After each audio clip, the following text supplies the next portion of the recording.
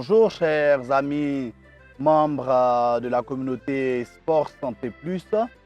Nous sommes toujours là ensemble en train de développer un thème assez important qui vous permettra de pratiquer une activité physique et sportive après un échauffement correctement fait, ce qui va être d'un bénéfice assez significatif. Là, il est important de comprendre qu'après avoir développé les objectifs de l'échauffement, c'est important de nous focaliser aujourd'hui sur la structuration et l'organisation de la séance d'échauffement de façon concrète. Pour rester toujours scotché, nous avons encore quelques informations précieuses à partager avec vous.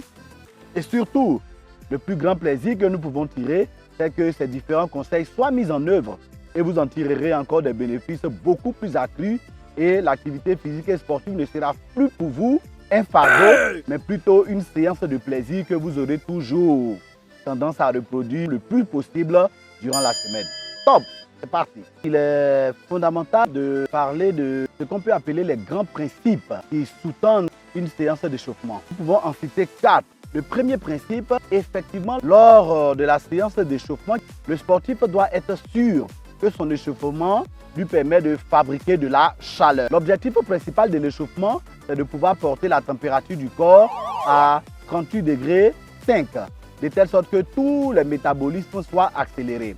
Et pour être sûr que la température du corps est élevée à ce niveau, c'est vrai, nous n'allons pas demander de prendre votre température, mais il faut être sûr que les battements cardiaques sont de l'ordre de 140 à 160 battements à la minute. Parce que en temps de repos, les battements cardiaques sont de l'ordre de 60 à 100 battements par minute. Atteindre le seuil de 140 à 160 vous certifie que l'échauffement est en très bonne voie. Et là, pour pouvoir avoir un échauffement correct, la puissance qui doit être développée par le corps humain doit être de l'ordre de 60 watts. Voilà déjà pour le premier principe. Le deuxième principe qu'il faut respecter, c'est être sûr que la chaleur que vous provoquez au travers de l'échauffement est bien conservée avant que l'activité physique et sportive ne débute. Et en l'espèce, les éléments qui nous permettent de conserver la chaleur qui est produite lors de l'échauffement, ce sont les survêtements. Les survêtements avec l'épaisseur et la couverture du corps qui va se produire vont permettre à ce que la chaleur qui est produite puisse être conservée dans les muscles et dans tout l'organisme jusqu'à ce que l'activité physique et sportive débute. Il est également fondamental de ne pas laisser un long moment s'écouler entre la fin de l'échauffement et le début de l'activité physique et sportive pour être sûr que la chaleur produite qui doit précéder l'activité intense a été correctement conservée et va être servie au début de l'activité physique intense.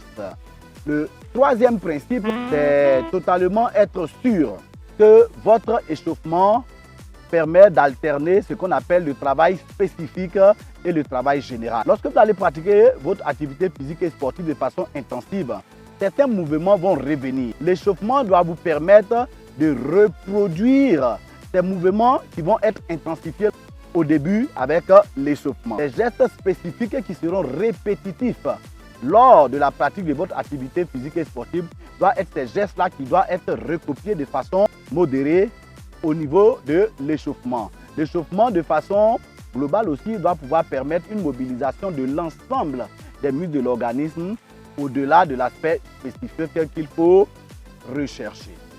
Le quatrième principe qu'il est important de respecter, c'est que bien que l'échauffement soit également une phase qui va lancer l'activité intensive, en lui-même doit être progressif. Toutes les parties du corps doivent être mobilisées de façon graduelle. Il faut qu'il y ait une certaine méthodologie que nous verrons, de telle sorte que l'échauffement ne soit pas brutal. Et là, cela va être totalement développé en plein dans un autre aspect de notre intervention. Voilà déjà ce qu'il est des 4 principes qui doivent sous-tendre une séance d'échauffement. Nous allons terminer avec la compréhension de la durée de l'échauffement. Nous ne pouvons pas prétendre donner une durée standard pour toute séance d'échauffement. Une bonne séance d'échauffement doit durer entre 10 et 45 minutes, mais sa durée concrète va être fonction de 3 éléments principaux.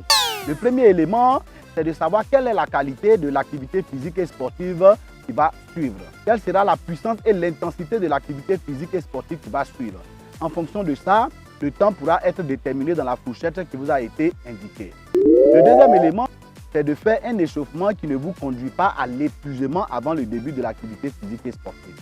C'est fondamental que l'échauffement même qui est l'entrée en matière ne soit pas comparable à l'intensité de l'activité physique qui va suivre. En fonction de ça, la durée peut également être calibrée en fonction des objectifs qui vont suivre. Enfin, le troisième élément qui permet de déterminer la durée d'une séance d'échauffement, c'est la température extérieure ou la température ambiante. Vous convenez avec moi qu'en temps de chaleur, la durée de l'échauffement ne peut pas être le même qu'en temps de fraîcheur. En temps de chaleur, déjà, les muscles, pour une activité sportive à l'extérieur, les muscles sont déjà touchés par la chaleur ambiante et leur température est plus ou moins déjà en train de s'élever. En temps froid, la durée de l'échauffement va prendre encore plus de temps parce que la fraîcheur extérieure ne sera pas favorable à une élévation systématique de la température au niveau des muscles. La durée de l'échauffement sera également fonction du moment à partir duquel l'activité physique et sportive doit être conduite. Lorsque une activité physique et sportive est faite le matin, nous convenons ensemble que la durée de l'échauffement va être encore plus grande parce que le corps est totalement au repos et vient de sortir de son sommeil.